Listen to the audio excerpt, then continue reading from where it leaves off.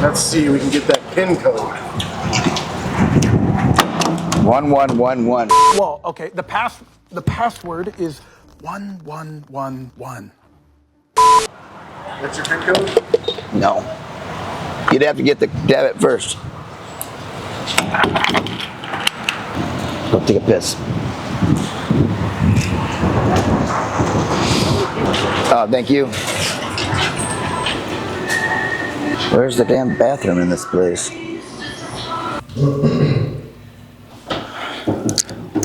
How smart do you gotta be able to find it to get something out of this thing?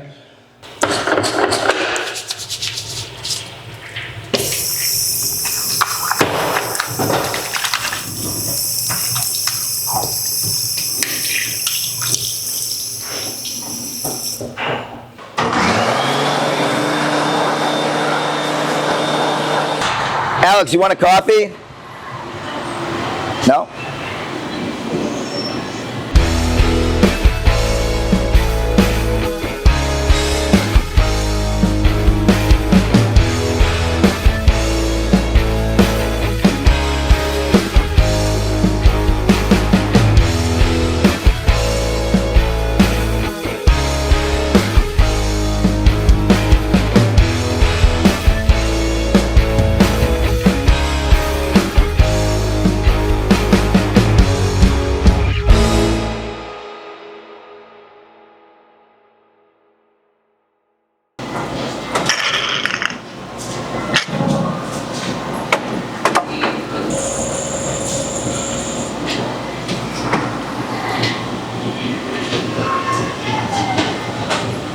Guatemalan.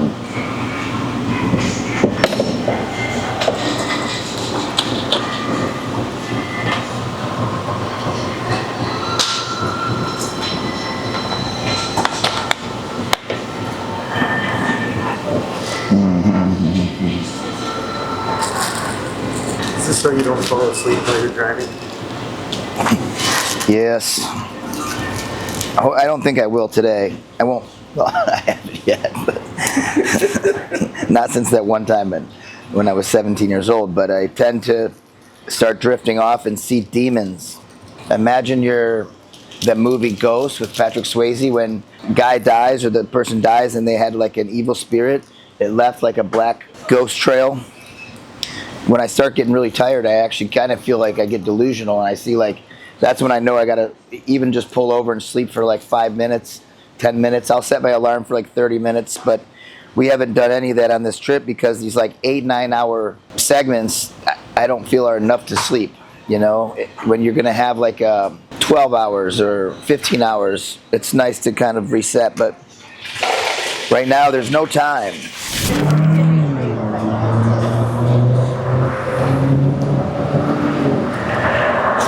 Dude, I was thinking, hey Kai, what's your style? Did you remember that? We're asking him like a pre-fight interview for JCI 2, and Alex says, so what's your style? Could you describe your style? I got that Budo drip, you know, I got my schools, I try to wear my, like our uniform. We usually wear our, you know, our Budo tatami shirts and stuff like that. Oh, bro. My jiu-jitsu style, I like to flow. I like to, I go at it. I just really like to, because I used to do wrestling too. So I like to crack down on people. I just like to go at it. We have 3 hours and 46-minute drive and to Knoxville. When we get there, we're gonna settle in and we're gonna hook up with Ben Anderson, who was one of the heavyweights that competed on the earlier night portion of the night in JCI 1.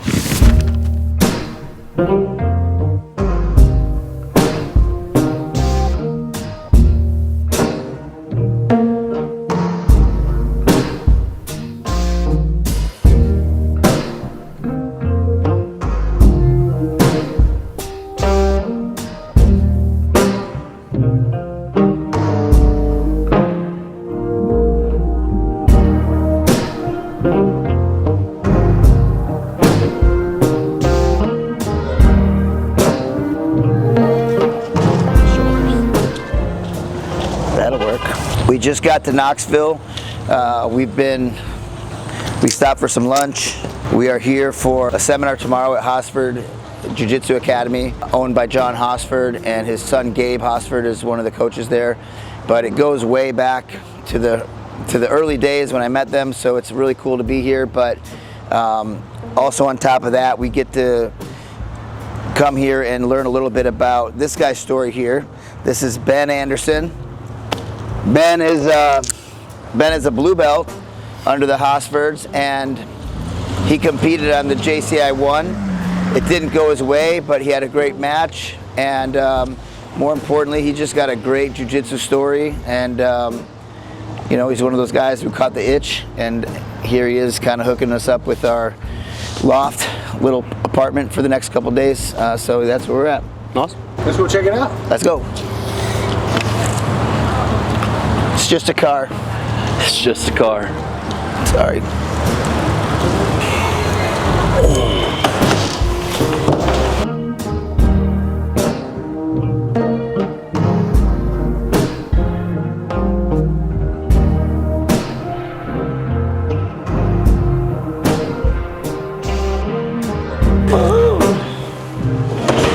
Beautiful. This is nice, bro. It is pretty neat. Yeah. The bedrooms are upstairs. Oh man, it's so nice. My first seminar out here, the hotels were sold out, and I had to get put up at this like Days Inn. Yeah. Man, it was sketchy. It was sketchy. So it's been nice. We've been like slowly upgrading. So to be here, man, it's gonna be a nice feel for sure. Did I ever tell you guys about Terry Shaner's house? No. Man, But I would he love had. to hear. No, well, yeah. Unfortunately, I don't think he's got the house anymore. But you know, because of they split up. But I've never seen so many bottles of shampoo. Like you go into his bathroom, and his bathroom was coupled with, because he built it custom. He built everything. Well, it'd be more convenient with the laundry right by the shower and all the towels, and like there had to have been 200 bottles of shampoo. I'm like, which one do I use? He doesn't have that much hair. That options, man. Dude, I'm done driving for a couple days, thank God. Mm-hmm. Oh, at least distance.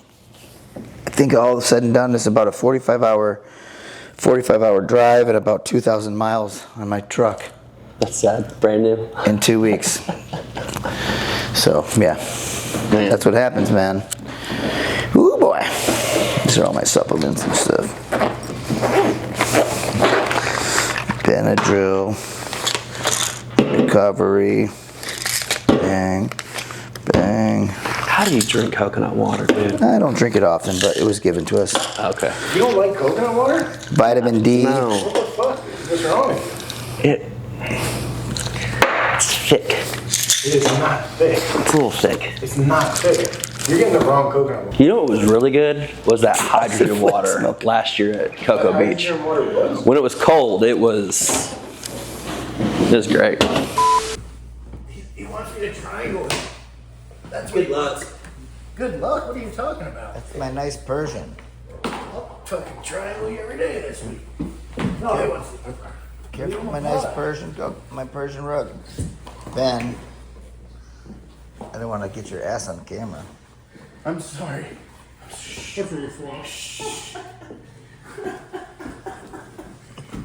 Oh no, belly down! Can we go eat dinner yet? Let's go.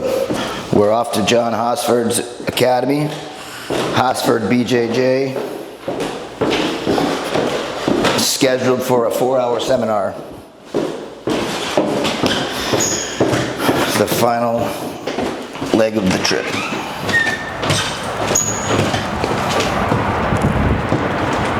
It's like a ghost down here in the morning, dude. It's like, what? Where the hell did everybody go? Is there something we're not being told?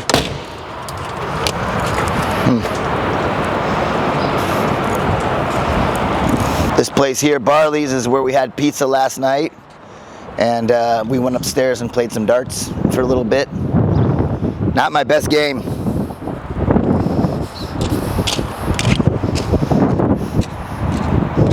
I got a ticket. Fucking A, 48 bucks. Double parked and not paid. Sarah, she's gonna laugh at this one because I always park like shit.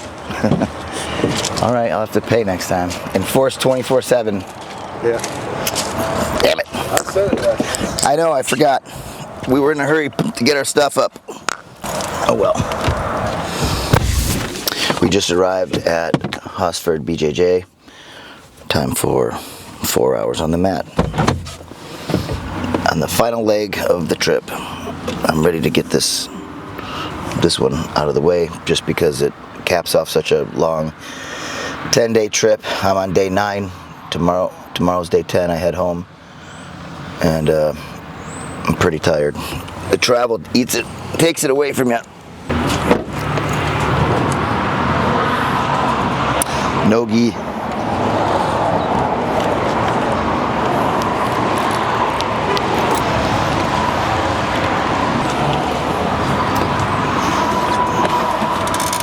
What's up, guys? What's up, dude? Howdy, howdy. How you doing, bro? Good to see you, man. What's up? Doing all right? How's it going, man? Howdy, howdy. Hey, what's going on? Thanks for making that. Hey, Thanks for having us. right on, right on. Hey, how are you guys? Good, how are you, sir? I'm good. Good to see you. You too. What's up, bro? Good to see you. Likewise. What's up, Gabe? How you doing, man? How's that arm doing, man? It's alive. It's doing good. Man, dude. Things got to get. Robotic for next 6 Is it got some tension to it? You can open close it, or that? I will in a couple weeks. Okay. Right now it's still just like this. Yeah, it's stuck at 90 right now. Okay. Cool, man. Right on, man. I'm gonna get changed up back here. How you doing? Hey, Jeff. Jay. Good to meet you. Nice to meet you. Okay, everyone. Pull it in. Do we have a position focus anybody would like to start with? We can do sweeps, butterfly guard, things like that. That's cool, and see where that takes us. Let's do double overhooks to start. So the first thing we're gonna do with the double overhooks is make sure that when I get over both arms, that I get like an S grip here like this. I bring it up into his armpits, and I'm gonna kind of pull forward like this to where I kind of have some control. Now, I want him to try to pull his arms away.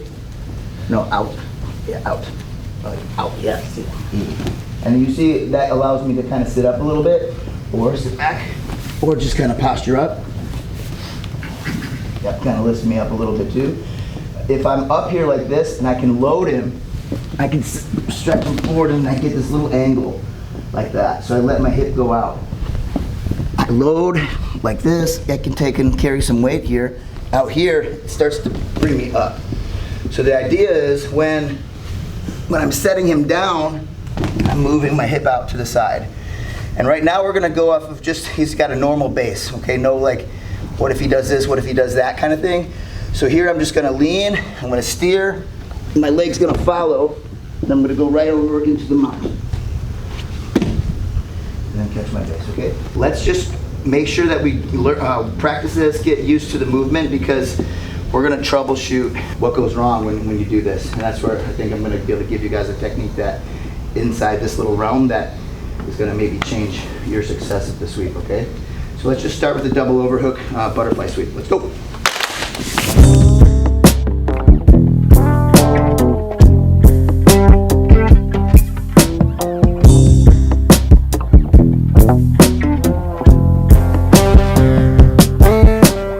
There was a typo on the flyer. If you guys want to go full 4 hours, I'm down. But when asked about it, I only say that because it's exhausting sometimes to learn for 4 hours, and then you're just kind of like overload, and then it starts to spill over, and you forget the first 2 hours of the class anyway. So the question was like, how long for the seminar? And I said 2.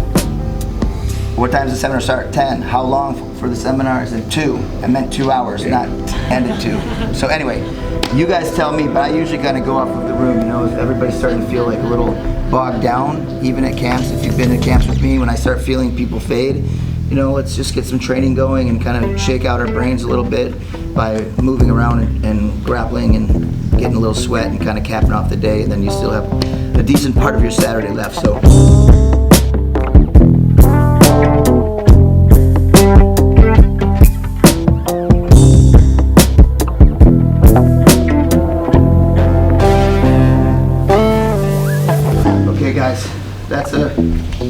good start. That's been good with some stuff I've been doing, but technically when I'm here like this, and I kind of stretch, I want to stretch them down a little bit, maybe with the lockdown or whatever, but I also like to put my foot right here on the base.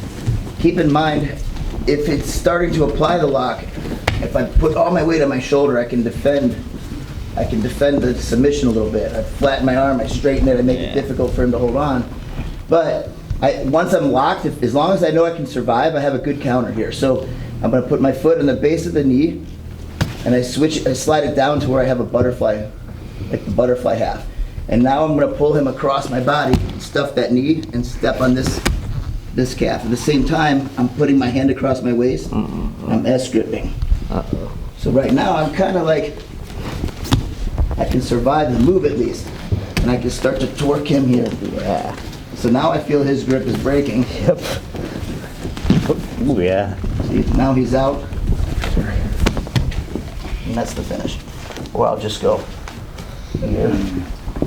here, his arm on the bottom is trapped a lot, and I can start maybe just attack the neck. Either way, I use the Kimura to defend. You okay? Yeah. Bad shoulder to bad shoulder? No, that's fine. Okay. They're flexible. So, first of all, disclaimer, don't get caught in the Kimura. But it happens. Sometimes you're there. Okay, so he's got the Kimura, he's holding it pretty good here like this. I just need to like pull him across and stuff that knee. And I try to like there, I'm not stepping on him, but this is even better for me. If he's trying to keep his base and like square up, that's when I start to step. If he sits through, that kind of makes it even better for me. I can actually take his back. I'm losing my grip too. I can't apply a Kimura here. Yeah.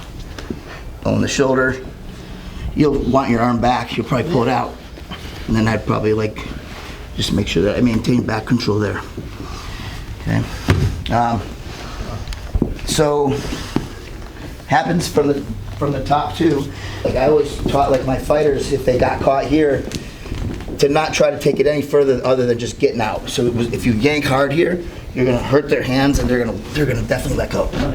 Okay. But I wouldn't I can keep you here and start trying to counter and do some other stuff. But if I could just get out, when you square back up, they're running into a punch. But it's that S grip of getting the hand that's here where it's in danger, finding it here and I don't like that. yeah. Remember, when you have a figure four, when you have a Kimura, you're also caught in one. Okay? All right. Want to try? Yes, sir. All right, let's go. Good question.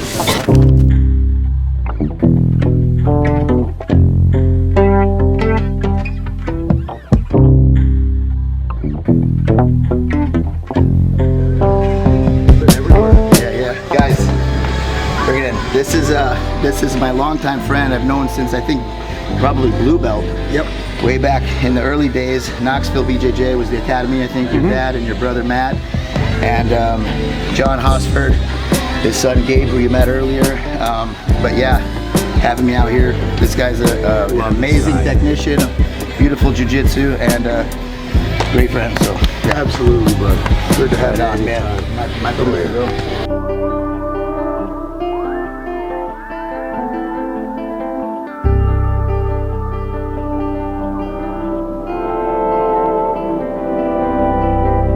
How long have you been training? Pretty much my whole life. Dad tells a story about how he took me home from the hospital and had me doing foot circles already. So I don't really have a time where I haven't been on a mat training. I'm loving it. Yeah. So you went to the JCI with Ben. What was your experience there? I had a great time. The production was very high quality. It was a great show. Had great matches, a lot of submissions. It was a very, very great time because I watch a lot of jiu-jitsu, a lot of MMA, and I coach wrestling, so I've seen a lot of live competition. That was probably one of my favorite events I'd ever seen. And I remember I was like the week before Craig Jones had his invitational, and I watched it. And being there at JCI, I enjoyed it more than watching the drama, I'll say, from the Craig Jones invitational. It was just clean. It was about the jiu-jitsu, about the athletes, and I really liked seeing that in the sport. How did you feel about Ben's performance? Ben got submitted by a heel hook, and we knew the guy had much larger or longer limbs than Ben and probably played that game. I thought Ben went out there, he was aggressive.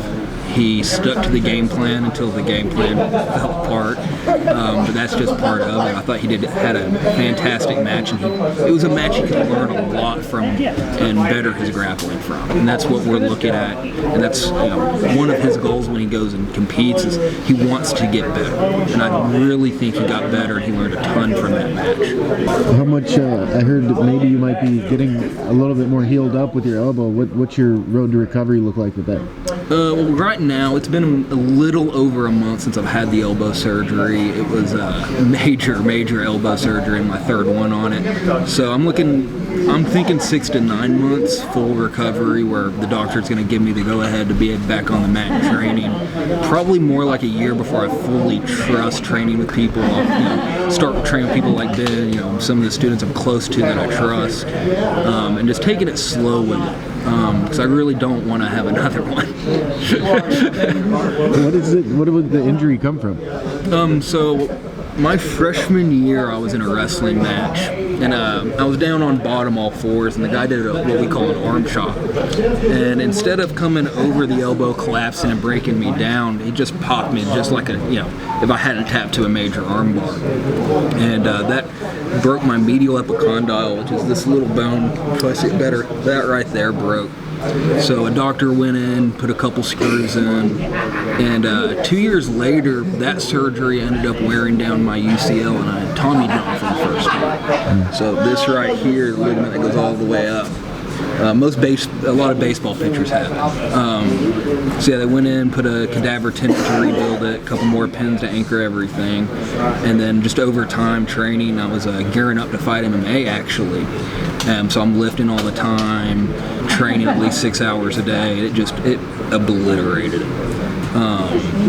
So now this time I had, they called it Tommy John revisional surgery. They took a piece of my hamstring out of my right knee to rebuild my UCL again. The doctor took a diamond drill bit, drilled a screw out of my elbow, put a bone graft in, and then they took my ulnar collateral nerve, which is technically, most people call it your funny bone, and they moved it from back here, and it's now up here to stay protected. I know Master Sauer talks a lot about longevity with jiu-jitsu. I've spent a lot of time on the mat, and it's my greatest passion in my life, and I want to be able to be on the mat the rest of my life.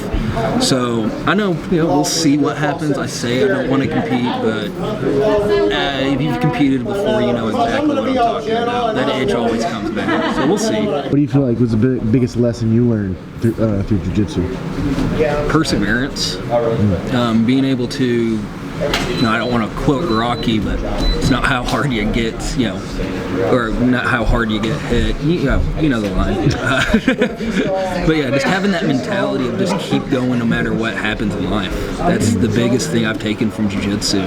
Because, like I was just talking about Ben, it doesn't matter how many times you do this, especially whether you're on a mat or in life. It happens. You just keep going. Hell yeah, bro. Thank you so much. Thank you. You killed it. It's crazy with jiu-jitsu how things like connect, because I just found out, what's your name again? Jared Wells. Jared Wells. I just found out that, and Jared, where are you from first of all? Jamestown, Tennessee. Jamestown, Tennessee, black belt? Black belt. Black belt, and were you a black belt under? Luis Polaris. Luis Polaris, yes, cool, I know who he is. He's, my friend Mackin Semersier is representing him in Virginia Beach. And anyway, when I fought Barry Yoshida years ago, I think it was 2003-ish, 2002, something like that, I fought in Honolulu for Super Brawl against Barry Yoshida in Blaisdell Arena. And Jared was there, and he just told me that he was in the crowd, he watched that fight, and he watched things start to escalate and blow up that night. There was a big rivalry between Grappling Unlimited, which was Egan and Ensign Inoue, and Barrett Yoshida. They split from Helson Gracie, and Helson was kind of like the king of the island at that time. And when they split from him to open their own academy, there was this big rivalry. And Helson was in my corner. and odd cornering because I had Helson telling me to doing nothing but punch, and then I also had Jens Pulver in the corner, he was a friend of mine and he was there to help and support. But after the fight, I won by knockout. Helson stood in the ring and said, "You're not supposed to sleep in the ring, Barrett. Wake up!" And then they all start swearing, and then I start getting death threats on my way back to the locker room. Everyone's like, "I'll fucking kill you, fuck you, blah, blah, blah."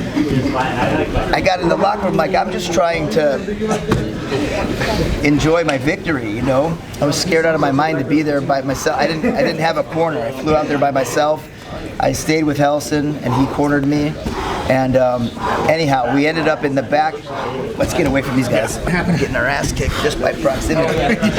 Right. So we ended up in Holland, Helson's son, who's a yellow belt at the time, 15 years old. Him and his girlfriend were in the car.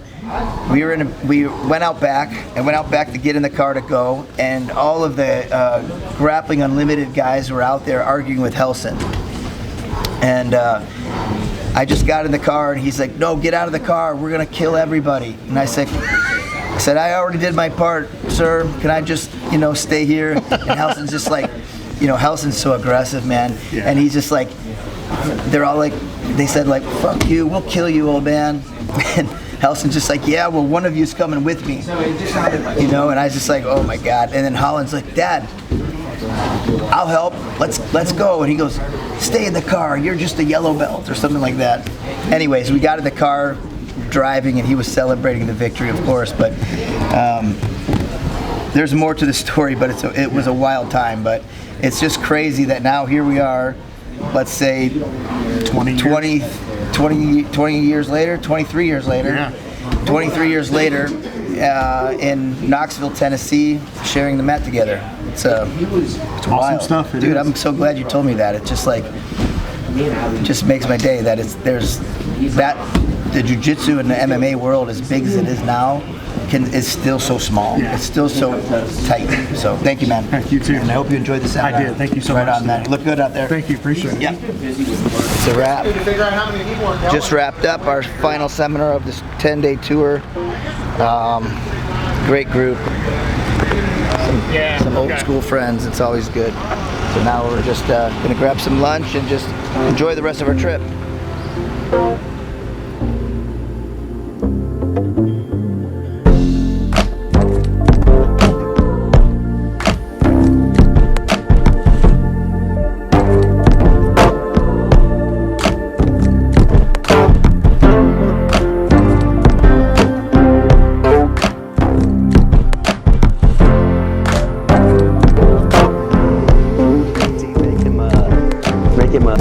Part of the conversation.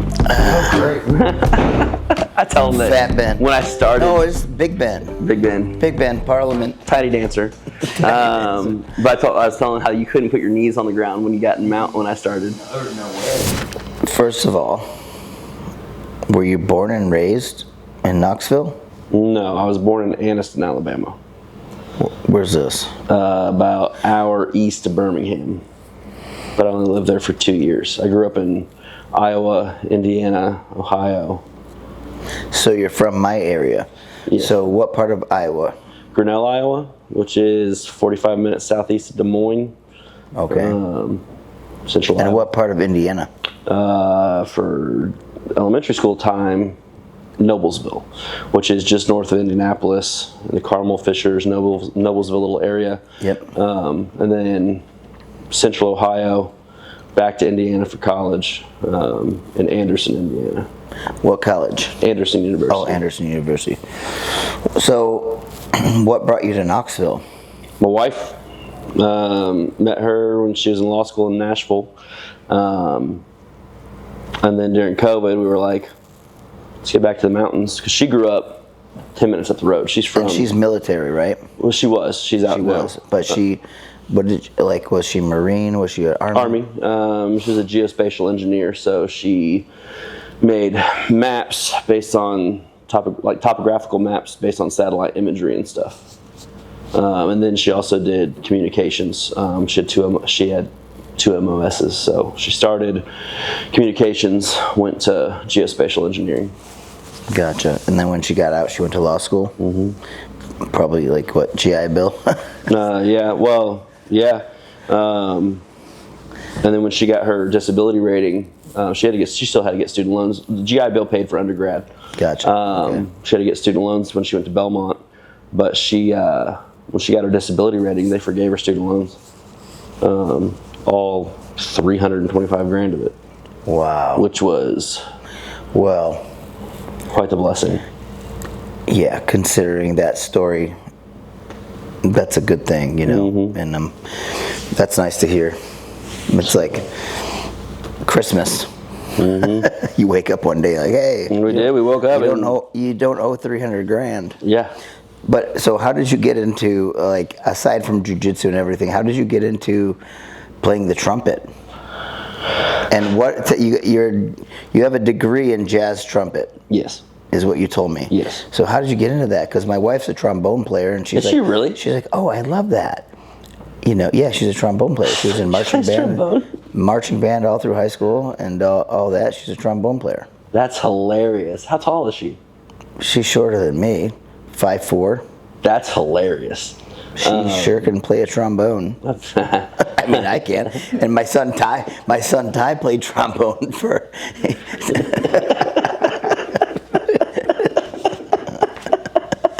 My son Ty played trombone too for I don't know how many years of school, but eventually he's like, Mom, I don't want to play it anymore, you know. Just, I mean, you know, you just burn him out, but he was also doing other things and whatnot, but that's cool, man.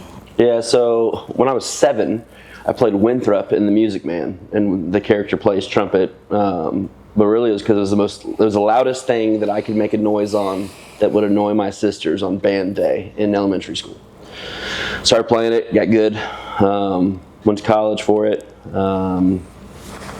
played professional a little bit after college. I was in 2013 supposed to tour with Michael Bublé and his band, but his son got brain cancer, and back in 2013 they canceled the tour, and then I was like, well, I need health insurance and money, so I started working corporate America, and then I probably got burnt out in college. I mean, I practiced 4 or 5 hours a day, 7 days a week for 4 years. You showed us some videos yesterday of you at some filled out stadiums. It was wild. It was a good time. DCI was awesome. Probably the singular hardest thing I've ever done, actually. So, like, when you go, you start in May when school gets out. From mid-May to mid-June, every day, 7 days a week, from 6 a.m. to 11 p.m. 6 a.m. wake up, breakfast, conditioning block, visual. What is a conditioning block in trumpet world? So in DCI world, DCI is technically professional marching band. The ESPN did a big study on it that when you're performing, you're putting the same cardio output as a marathon runner. So we had a 14-minute show, and in my 14-minute show, I marched 2.01 miles while playing my instrument, like exhaling the whole time, basically. So conditioning block, we ran, basically. Ran push-ups, sit-ups for an hour every morning. And then we would rehearse non-stop. I mean, it had to be perfect. You're competing in world class in the world championships, has to be perfect. Yeah. So that level of, that's probably where I learned to practice and demand excellence the most, honestly. Well, it's interesting because, like, when I fought in Pride, it was the worst travel of my whole career because of all the stops and the buses and the taxis and the waiting and the plane, the airlines and stuff like that. So, but ultimately, I was exhausted, and when I came home, I was like, man, I thought that, like, this guy, I knew this guy, Dave Davis, he was the younger brother of a girl that I dated a little, like, for a very short window of time. And I said, hey, I remember your sister, she was like couple grades younger than me. He was a grade younger, whatever.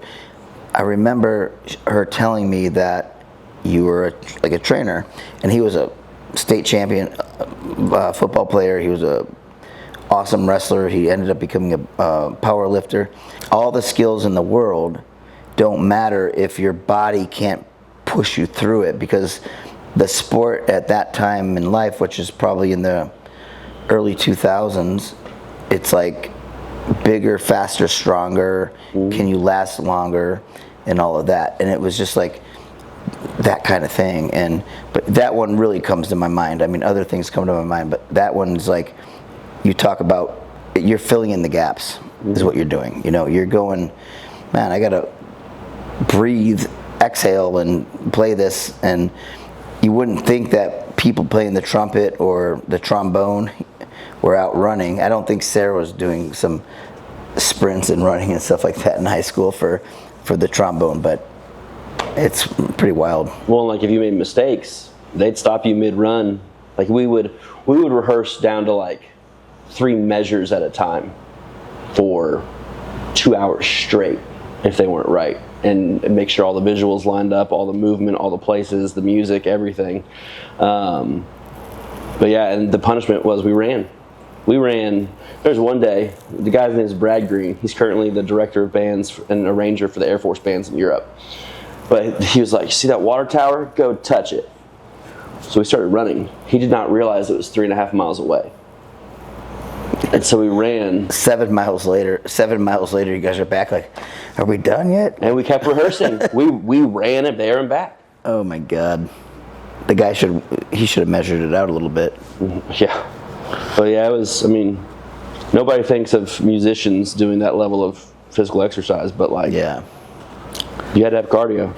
But dude, when I met you, this was like, I think it was the 2023 retreat. I remember we were setting up the booth for my merchandise at the Cocoa Beach retreat, and I went up to my partner Chuck and I said, dude, who the fuck is this big dude back here, like handling all our stuff and setting things? He goes, well, I don't know, he's just helping. And I go, dude, go have fun. You don't have to help. And you're like, no, I want to help. It's like, okay. And man, you've been, the next year, same thing. You showed up like clockwork, and you're like helping out and all that kind of stuff. But the biggest thing is that like from 2023 to 2024, of course, 1 year of jiu-jitsu, 1 year of like dialing in on your diet and things like that. What was the change in your weight from the time I met you and the time, well, let's just say this, the time you started jiu-jitsu till the second retreat? From when I started to last year's retreat, or the second retreat, 127 pounds. So that would put you at what, 360? I was 367 the day I started, and I got down to 240 by that. And that's because like you have 367 pounds on you, and you're like, you start jiu-jitsu like at that weight, really, if you can control your body, there's not many people with good jiu-jitsu that can handle that size. However, you can't last very long. You get tired, you know. If I gain 20 pounds, which I've done a million times in my life, you're different. You're just, if I gain 40 or 50, it's a whole nother story. Like if you put on weight like that. So what happened to you, like for people that are watching, that are like, man, I don't know, I got to go to the gym, I got to get on the treadmill. Like treadmills, lifting weights, all these things, they're all good for you, but they're boring. They're boring. There's no team, there's no camaraderie, there's no like, just doing jiu-jitsu techniques and warm-ups, you sweat and you move your body no way that anybody lifting any weights is going to do. It's I mean, it's kind of like yoga, but it's you're doing yoga with another person, you know, and physically like adjusting yourself. So murder yoga, like, what made you go, I want to do jiu-jitsu? I think jiu-jitsu's like, what brought you to it? Were you a fan of MMA? Were you a fan of jiu-jitsu?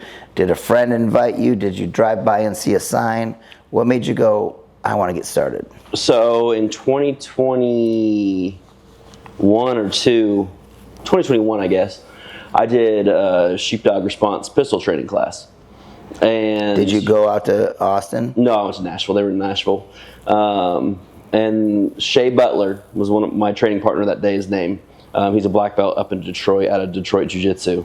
Him and then a couple of the guys that were the instructors also trained, and they were talking about it. Because one of their classes, they do a lot of Jiu-Jitsu in their Protector Series classes. And they were all talking about it, and I was out of shape at this thing. Like we ended up having to like run and shoot and stuff, and it was embarrassing. I mean, I couldn't run. And they had talked about it, so that kind of was my first like, okay, these guys do it.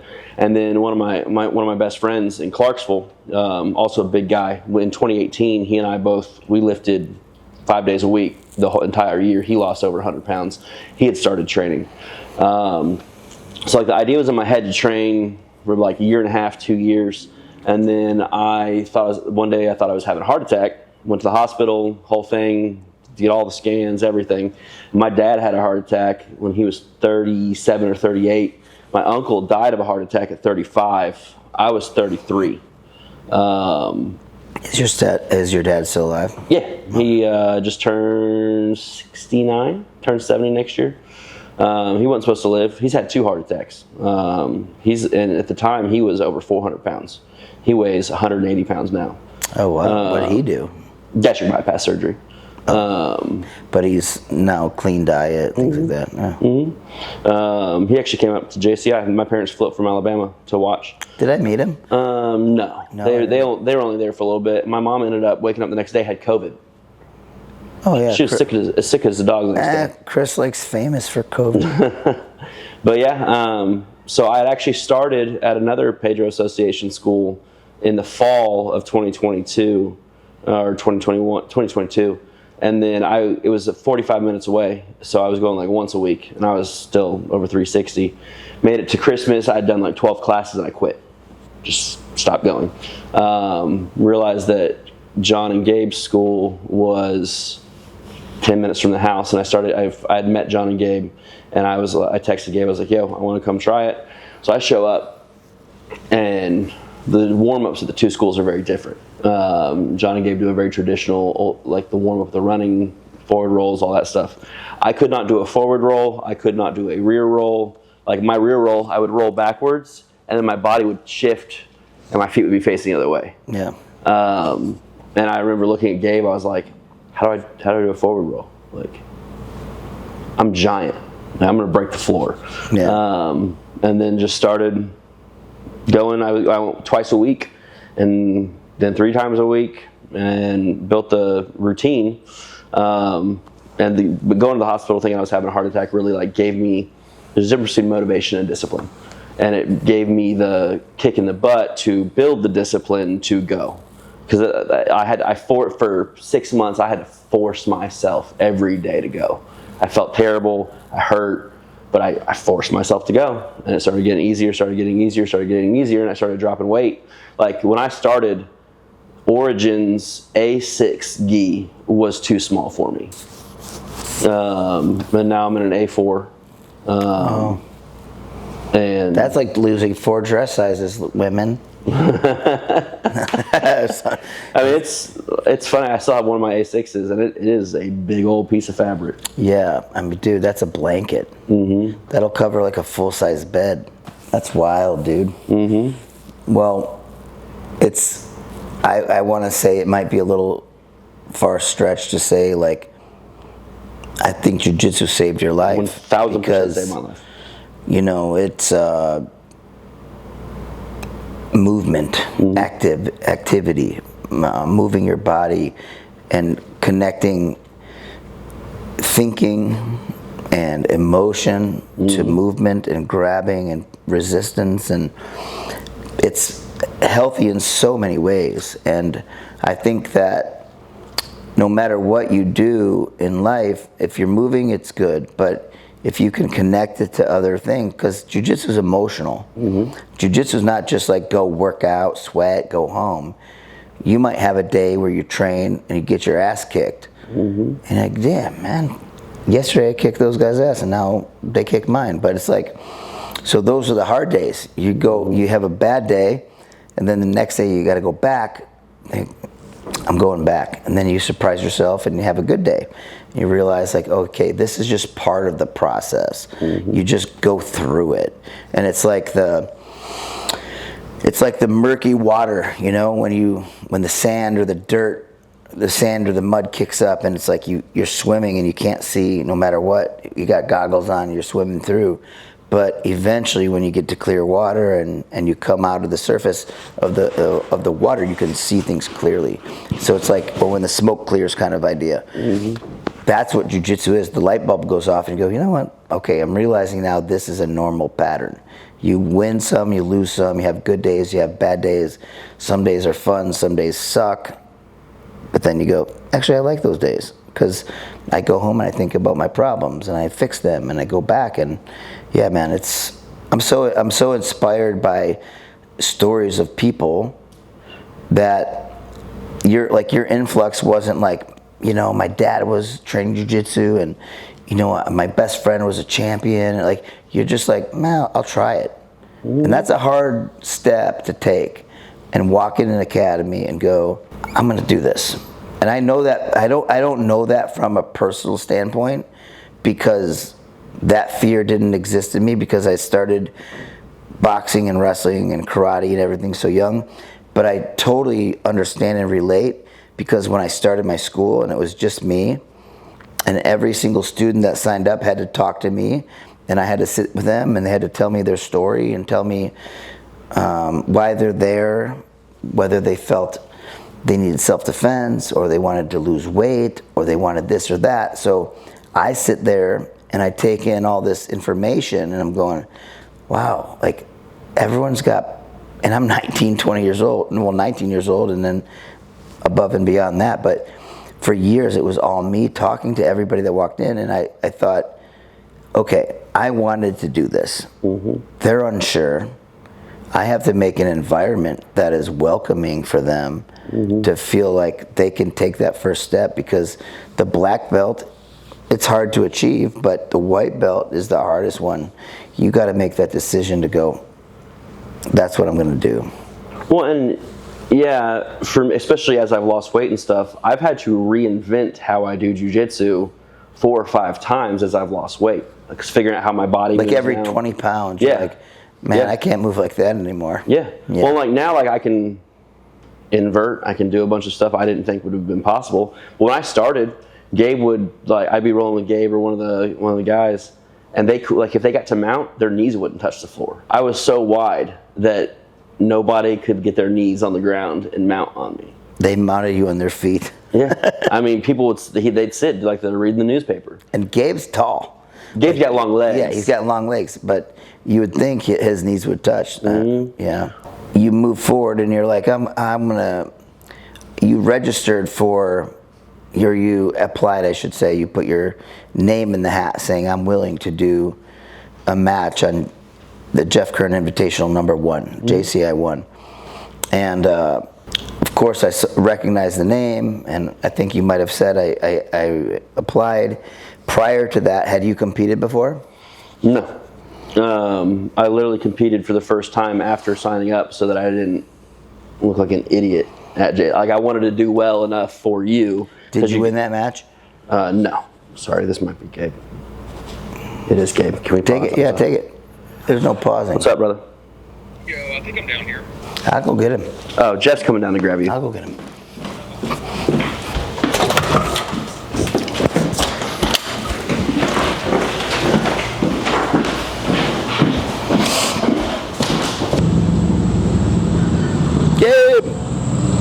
Gabe, Gabe, come back, Gabe. Where are you at? Hello? Hey. Where are you? Apparently I'm on the Daniel. Okay, you might be on West Jackson. Where's East Jackson? The old city? Are you by the old city? Yeah, I mean, you need to come down the other side of Jackson. We're literally 3 doors down from Barley's. Oh, I see you. See you in a second. Keep walking straight. He's coming. This is my coach coming up. He has the stickiest butterfly guard hooks. Like, I've never once passed his butterfly guard. It's like my goal. All right, let's head up here and finish this up. What's up, man? Is your dad still out and about? Yeah, he is. We'll catch you later. Welcome to the loft. Welcome. We're almost done. We left the door open. There's like 20 people in here. Come join me, Gabe. I tell him that. Fat Ben. When I was telling him how you couldn't put your knees on the ground when you got in mount when I started. There was no way. And I said, man, he's got long legs. He's tall. How could that not happen? I could see me. I wore 48-30 jeans when I started. I'm in 36 now. I've lost a whole foot. I'd wear 30, well, not by choice. I'd wear 28 if they made them. But I wear 30 length jeans. Oh, I'm all torso. Like So if is you Andy Smith. Yeah, if you look at pictures of like me and Pedro, our belts are the exact same height, and I'm half a foot taller than him. Your torso and neck. I am all torso. Wow.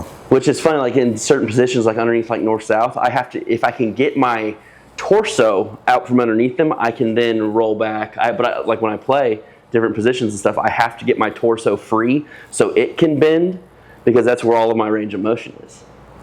Yeah. I have such short legs. And I thought I had short legs.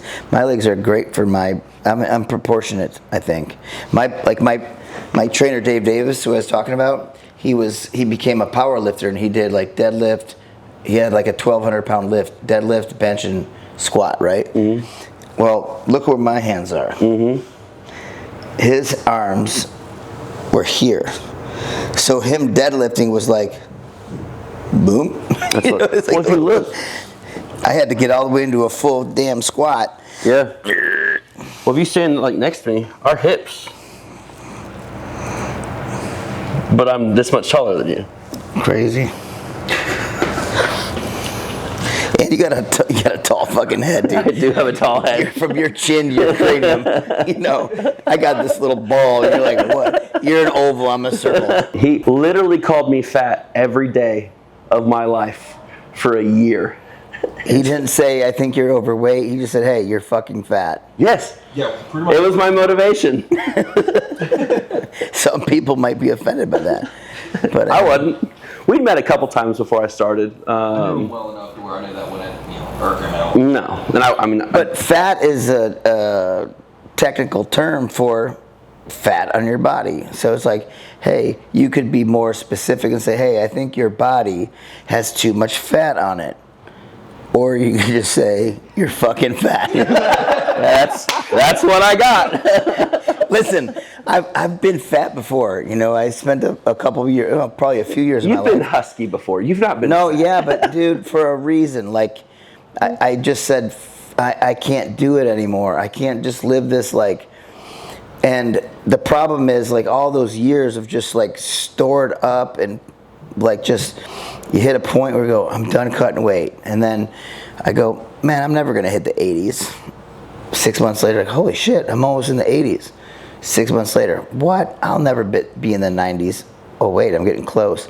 And it just keeps going. But like, I'm still doing my thing. The difference was you're not competitively accountable for your weight. Mm-hmm. See, I don't get on the scale every day. And I don't want to be like the person who every day has to get in the scale and go, oh shit, I gained a half a pound. I'm not going to do this today. I think it's a good habit to like keep it in check, but like now that I feel like I have it in check a little bit, it's like I haven't been on a scale. I have not checked my weight. What month are we in right now? We're in November. I have not stood on a scale since May 31st. The day of my super fight. I didn't go, let's see what I weigh a week later. Let's see what I weigh a month later. I just can't do it. My life revolved around a scale. And now my kids are doing it, and they wake up and they go down and they get on the scale. Dad, I weigh this. Dad, I say, dude, you're good. No, I think I'm gonna wrestle at 144. I woke up at 147.6 today. Halfway through the season, I might drop. It's like, okay, but they're not doing massive drops. Like for MMA, it was like, if you walked at 44, you probably had to fight at 125. You're too little for 45, and you're somewhere like hit or miss at 35, so you gotta cut weight. But it's about, back to what we said earlier, being bigger, faster, stronger. You know, crazy. But yeah, I've been a little plump in my day, and it's all good. What is going on out there? Either someone below us or next to us. Someone Your fight in May was awesome. It was nice, you know. It was murked that dude.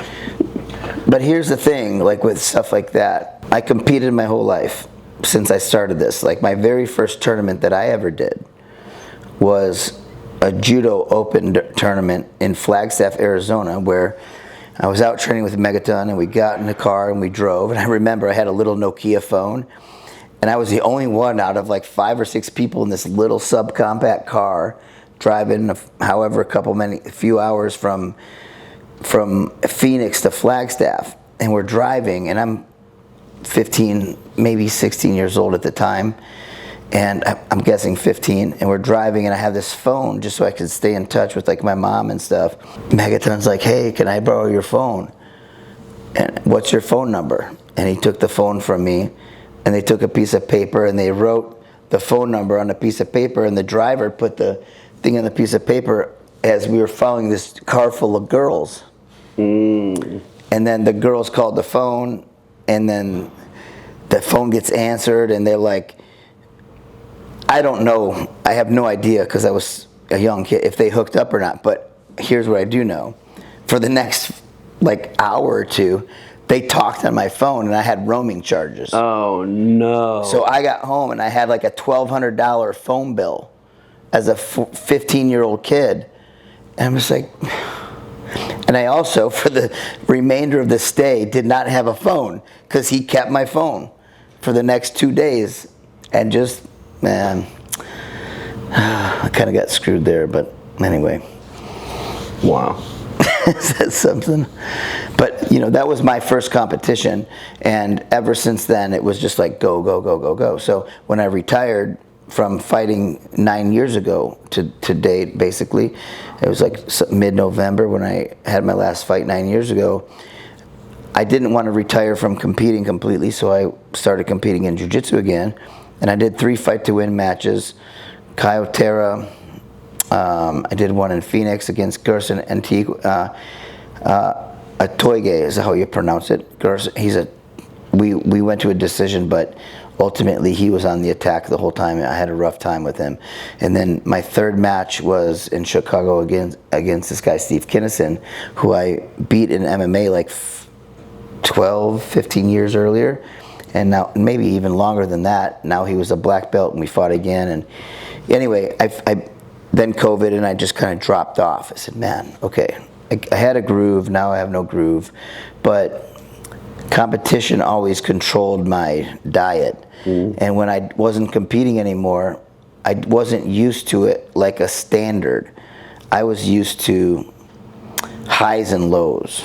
You know, as a wrestler, Gabe, you know, like, you have these like windows of time, like, okay, I can splurge and I can binge, and they got to get serious, so I got to go back down here. And my body did that, and it was like, I just got to a point where I said, man, I don't know what my regular weight is, like, because I've never had one as far back as I can remember. But I got to the point where I finally said, okay, I better dial it in. And I think like fighting at 25, 35, 45, 55, those were the weight classes that I fought in my whole career. I think that like 175 is my natural weight for my body type, where I can feel healthy and not look emaciated and all of those things. But I'm also 5'5", well, 5'4" and a little more, probably like I'm little. You're what, 6'3"? 3? Yeah. I mean, my boys like look down on me now, you know, like they're 4 inches, 3-4 inches taller than me, so it's like, Kid, come on, buddy, listen to your dad. So anyway, you got me. We're jumping around, but we get you to the JCI. What was your experience like? Like you had one competition prior. Now you come out to this big stage. It's a professional stage. It's this moment of like, oh man, it would have been nice to have like a half a dozen or a dozen like tournaments under your belt where you could like at least feel it. But nothing can prepare you for waiting behind stage for your name to be called, and then you walk out and you're the only one. Nothing can prepare you for that except for the experience of doing it. So how did you feel? I mean, you went from playing jazz trumpet to working on boat props and all that. Blacksmithing. Now you're walking out to compete in front of practically 1,000 people, and not to mention the 10,000 people on the stream and all the lights. Like, what does it do? Did you feel like warm? How did your body feel? It was awesome. I mean, I think performing, like even though it's a different situation, but performing in front of people my entire life, I wasn't nervous as far as being out in front of people. I was nervous because I wanted to do well, and having you and Pedro sitting right there, especially where our match ended up, I'm just right in front of you and Pedro. I'm like, oh, this is fun. It was incredible. It was all, like, I remember every moment of it. Yeah, and you had your coaches with you. You had Gabe and John with you. And Austin and Mick, my buddies. Dude, I would, even if I knew how to play an instrument, I would not want to play it for 100,000 people at a soccer stadium or whatever, like the video you showed me. So I understand the idea. Like, I'm more nervous in local crowds. When I would walk out in front of 300 people that were people that knew me, whether they liked me or not, they knew who I was, they knew I lived in the area. That was nerve-wracking to me. And it was, I mean, I knew, because I've traveled to CU, I've traveled to association things, I know a lot of people up at your school and in the area. It was cool walking out, seeing everybody I knew. Seeing Terry standing over there was awesome. Terry. But yeah, I mean, it was Terry Shaner should be a fixture at every jiu-jitsu event in the world. He should start like a fan page, like I'm for hire. You should hire me and I'll come out and I'll hang out at your event. He should be at every event in the world for sure. He's a fixture. But I mean, the fight didn't go your way. Nope. You fought Kayvon Pormales. He's he's active Army. Airborne. He's in the recruiting department, right? Yeah. And he trains out of Heart Jiu-Jitsu. They're a great team of guys. And you had a great reversal off of the takedown from what I can remember. Yeah, it's just little things, man. But you gotta experience loss to appreciate victory, and you also have to experience loss to crave learning. Well, I am a hyper competitive person. It's been coming back more and more as I've lost weight and as I train more. I'm a hyper competitive person, so I was pissed. I lost. My fault. Went outside immediately after my match. So went back there, and Pedro came back and told me that I had good fundamentals, and that was awesome. That made it sting a little less. But I immediately went outside, got on the YouTube, and rewound back and watched my fight 4 or 5 times out on the bleachers outside the MAC. And I was like, oh, messed up there. Oh, messed up there. Oh, messed up there. What's your take on the whole thing? Like, being that you have a competitive background because of wrestling, and what is your jiu-jitsu? Did you compete in jiu-jitsu? I competed a lot, especially when I was like youth. I went around just all around the southeast and competed with like Nagas and stuff like that. Never did anything like big. How old are you now, right now? I'm 24 now. 24, and your younger sister, Liliana, she's how old? She is 20. She's 20, and she won, you had a great wrestling pedigree too, but she won Greco, freestyle, and folk style, right? Yeah, she placed 4th in the state her junior year in folk. Then her senior year, she technically qualified for the Fargo team. So she won freestyle state championships that year. And then she got burnt out. not training anymore, but just didn't have that competitive edge in her anymore. And as an older brother, I get that. I'm not going to force You leave it all out there. Is what you do. Is you're just like, okay, I did what I was going to do. She was great on for her next chapter in her life, but she was very successful at that. And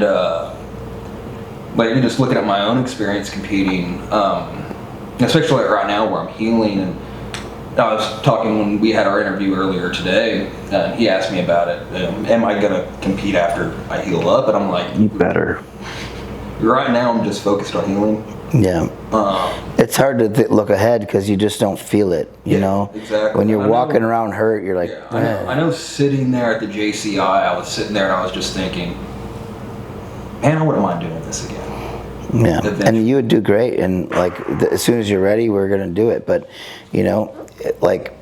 you and your dad are running a school, and you're coaching, and I think that's where you need to put your focus, and injured or not, on improving people and helping them achieve what they want. And someone like Ben, we sat down earlier today, and I told him, hey, meet me at the Irish pub, or I think it's actually a Scottish pub. They make it very clear in there. And we sat there and had a drink, and I said, hey, you're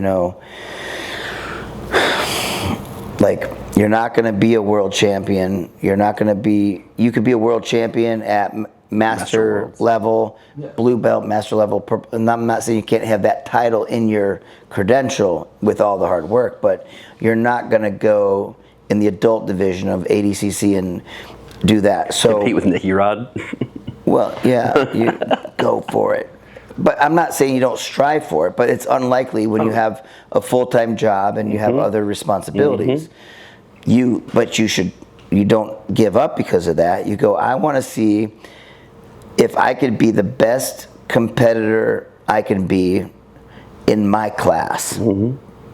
Best in class. I want to be I'm never going to go back down into the adult division of the World Championships or try to qualify for ADCC. Those days are done for me. But that doesn't mean that I don't want to go, yeah, I'll fight that dude. I want to go see if I can still measure up to somebody in my realm, or even, hey, I'll fight that guy because he's down here on the rise and he's in the younger bracket, but I want to see how I do. But so it's not that you can't do it, but because that's not your destined path, and it's not going to make you a living, and it's not going to make you world famous. What motivates you to train every day and then to want to go compete and put it on the line like that? I think we can end with that idea. What do you think ultimately is your motivation to? It was weight, it was health. Now you got that in check. Hopefully it gets even better. You told me you're still 40 pounds or something like that. I want to get a sub 205. But yeah, the biggest motivation as far as learning, I want to know everything I can about jiu-jitsu. I want to know every detail I can. I soak it up. I watch clips all the time. I watch different matches all the time. I'm on your JeffCurran.tv with you and Adam's stuff all the time. I watch old retreat videos. I love jiu-jitsu. I love the technical side of it, the puzzle side of it, and just getting as good as I can, because I want to get my black belt. I love teaching the kids classes. I want to know every detail I possibly can. That's what keeps me training now. You can sign up for jiu-jitsu at 60 years old, 65 years old, 70 years old, and by 80 years old, you're a black belt. And you're an inspiration for everyone else who's I can't do that, I'm 50. I can't do that, I'm 60, 70, 80. You can do it. The goal has to be very clear that jiu-jitsu, I don't think jiu-jitsu is for everybody. You guys see those ads? I used to put it on my own posters, it's not for everybody. You got to be okay with being squeezed. You got to be okay being in close, being in tight, being uncomfortable. And willing to go, I might not be okay with being uncomfortable, but I'm willing to go through it. Well, your story is a very important story for people who go, man, I think I could do that. I think I can go lose 100 pounds, and I can go fight in a match like this, and like just make personal goals for yourself. It was the culmination of the first part of the start of my jiu-jitsu journey. I mean, losing the weight, learning technique, getting on the mat and competing at that level. It was kind of the end of the beginning of my start in jiu-jitsu, and now I'm trying to learn everything else I can. Awesome. Be working on leg defense, right, guys? Absolutely. Thanks, Jeff. It's okay. Gabe, thanks, brother. Thanks, Alex.